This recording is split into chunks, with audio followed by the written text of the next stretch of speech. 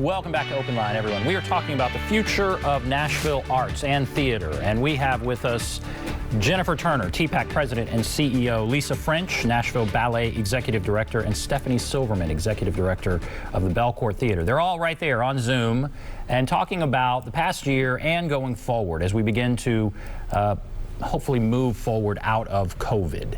And an interesting discussion in the last segment, and part of it was Stephanie talking about masks.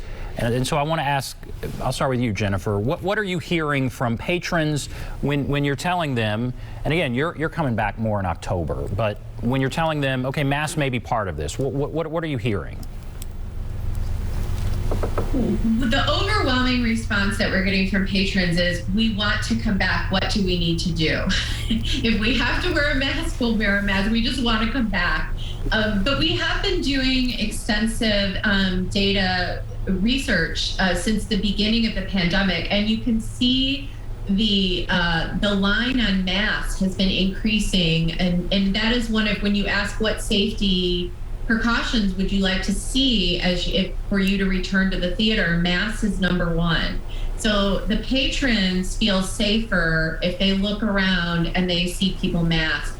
We also, we don't want to make this difficult on our staff. They're here because they love the arts and they love theater. I mean, working at, as an usher at TPAC, they do it because they love TPAC. And so we don't want to put them in a difficult position of having to police something that, people feel, that people feel strongly about. So we're trying to communicate this policy in advance. So it's very clear, this is what the majority of our patrons have asked for. This is the way that we know that we can keep our artists and our staff and our community safe. And we're asking that they trust our call on this. And also we've been guided by HCA Healthcare TriStar Health, and they've really been instrumental in giving us guidelines that said, when this is how you can safely reopen. And masks need to be a part of that equation, especially for indoor events. So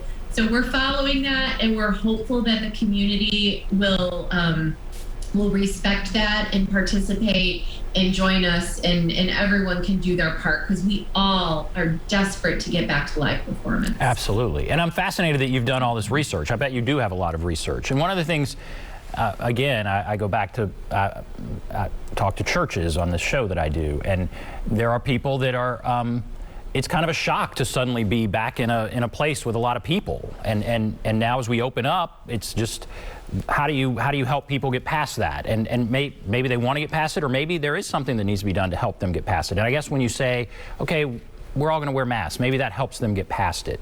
But I'll ask you, Lisa, is there some concern about helping people kind of get back into this groove of what we have done before and where we need to be?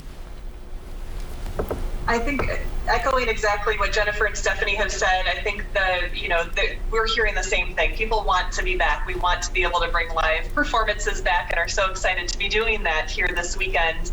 And I think people are willing to do, on the whole, largely whatever it will take to do so. So I think similarly, we have been working closely with our medical advisors. Care Now East has been our main point people to help us on every step of the way. And of course, masks is top of the recommendation list as we look forward.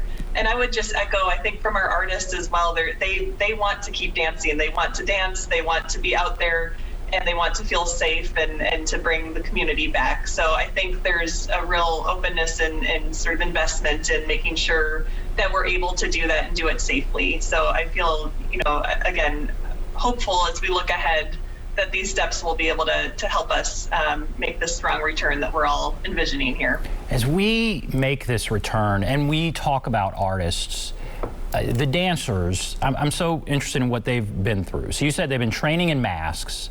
They're going to be performing again this weekend outdoors at the amphitheater, Ascend Amphitheater. I guess if you could share some stories, relate some stories to what some of them have been through in the past year, and kind of what has gotten them to this point. What are some of the things they've been through in this past year?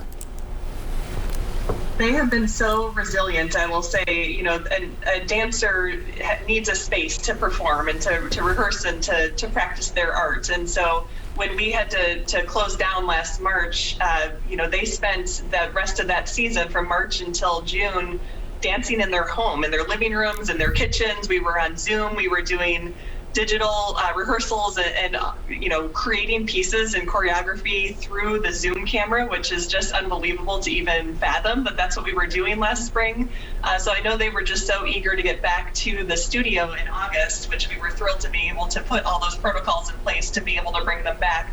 But even then, we still were working in multiple pods, like I said. So we had our artistic director, Paul Vasterling, was creating new works with one group in one studio on a Zoom camera, and another group, half the same group, in a different studio that he was trying to choreograph on in two separate spaces through a Zoom lens. So it's just been incredibly challenging, but also incredibly uplifting, I think, just to the resiliency of all the arts organizations, as we've just had to pivot and navigate, whatever it would take to keep our mission moving forward, to keep our artists working, and to keep finding ways to connect with the community. That resiliency is kind of inspiring, and we've seen it from a lot of different people, but I bet what you're describing is really remarkable. Let me ask you also, Lisa, I mean, compare us to other cities.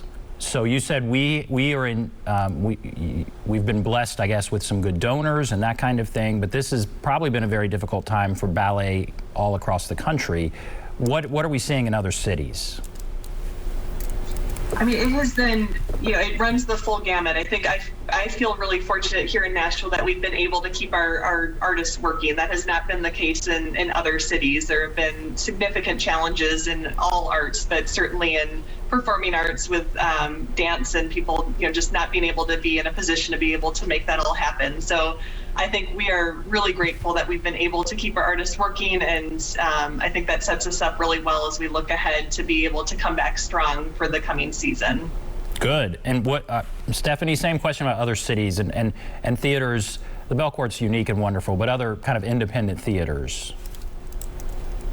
It has been just a universally hard year for sure. And I think for the most part, that resiliency has been, front and center for most everyone. But there's no doubt that some communities are losing their Belcourt, right? That not everyone's gonna make it through, because we are not wealthy organizations with, a lot of capacity a lot of the time. So it's been tough, but I will say, in some ways, being in community with other independent theaters like the Belcourt over the course of this year has been one of the best parts of the year. The continued learning we're doing from each other as we begin to reopen is, priceless. So it's been hard, but I do think we will all come out stronger, and I think our audiences are going to appreciate even more deeply what we bring to our communities. Very good. Okay, we'll take a break here, and then we'll come back, and we'll just kind of go through each person again and what's ahead, what's coming up. So we'll take a break. Be back right after this.